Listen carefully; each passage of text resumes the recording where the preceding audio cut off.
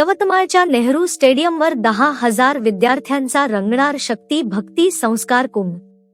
रामजन्मभूमी न्यासाचे कोषाध्यक्ष परम पूज्य स्वामी गोविंददेव गिरीजी महाराजांची विशेष उपस्थितीत गीता परिवाराचा विराट उपक्रम।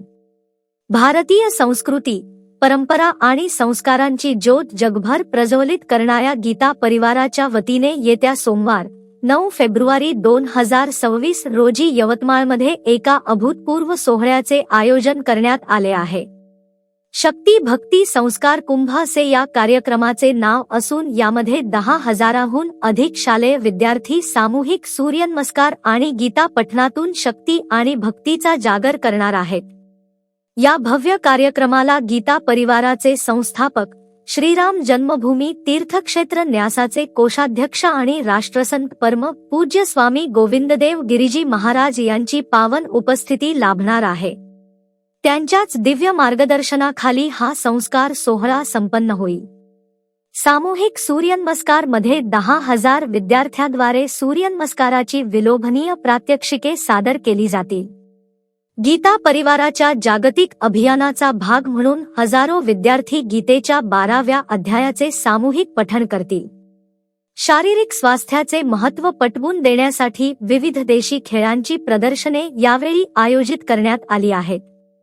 हा सोहळा सोमवार दिनांक 9 फेब्रुवारी रोजी सकाळी 9 ते 10:30 या वेळेत स्थानिक नेहरू स्टेडियम, यवतमाळ येथे रंगणार आहे। गीता परिवाराचा संगमनेर ते जागतिक प्रवास।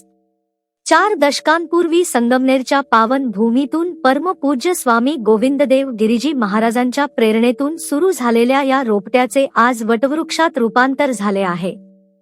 आज 21 राज्यांमध्ये आणि आंतरराष्ट्रीय स्तरावर गीता परिवाराचे कार्य विस्तारले आहे। कोट्यवधी सूर्यनमस्कारांचे अभियान राबवून संस्थेने यापूर्वीच अनेक जागतिक विक्रम आपल्या नावावर केले आहेत। कोविड काळात नैराश्यात असलेल्या जगाला आशेचा किरण दाखवण्यासाठी डॉक्टर संजय मालपाणी, राष्ट्रीय कार्याध्यक्ष, यांच्या संकल्पनेतून हा उपक्रम सुरू झाला। आज 65 देशांतील नागरिक या माध्यमातून ऑनलाईन गीतेचे शिक्षण घेत आहेत। संगमनेर सारख्या शहरातून सुरू झालेला हा प्रवास आज वैश्विक झाला आहे। यवतमाळच्या मातीत होणारा हा संस्कार कुंभ भावी पिढीला संस्कृतीशी जोडणारा ठरेल। तरी जिल्ह्यातील नागरिक, पालक आणि विद्यार्थ्यांनी या ऐतिहासिक क्षणाचे साक्षीदार होण्यासाठी मोठ्या संख्येने उपस्थित राहावे, असे आवाहन गीता परिवाराचे जिल्हाध्यक्ष व माजी मंत्री मदन येरावार यांनी केले आहे। तर सदर कार्यक्रमाची माहिती डॉक्टर श्री स्नेहल राशतवार व डॉक्टर निकिता चव्हाण यांनी दिली। या संदर्भात आयोजित पत्रकार परिषदेला doctor Shri Snehal Rashatwar, doctor Minal Rashatwar, doctor Mahesh Chavan, doctor Nikita Chavan आणि प्रेमदास पाखले यांची उपस्थिती होती। सर, आम्ही असं गीता परिवार यवतमाळ तर्फे असं आवाहन करतो की हा जो भक्ती शक्ती समन्वय संगम आहे, यामध्ये सगळ्या विद्यार्थ्यांनी, पालकांनी याचा लाभ घ्यावा, तिथे उपस्थित व्हावा। हा एवढा भव्य दिव्य कार्यक्रमाचे साक्षीदार बनायला पाहिजे आणि याच्यामधून नक्कीच तुम्हाला सगळं फायद्याची गोष्टी मिळणार आहेत, ज्याच्याने तुमचं शारीरिक आणि मानसिक स्वास्थ्य सांभाळलं जाईल, समन्वय साधता येईल।